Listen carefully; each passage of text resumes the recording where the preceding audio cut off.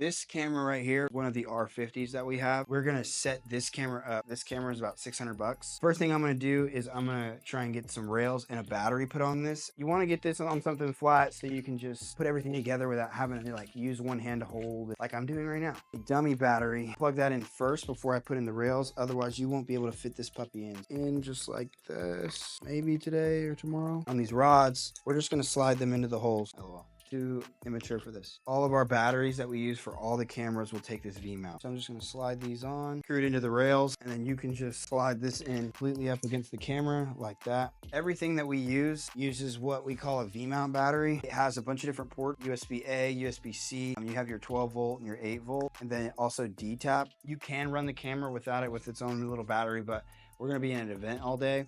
Now that camera is getting power. You see it just came on. All right, so the next thing is this monitor. Now, honestly, all of this really isn't necessary, but it is something and a bunch of tools that will allow you to do things at a higher level, make sure things are in focus. Just gonna slide this on the top handle on this little cold shoe.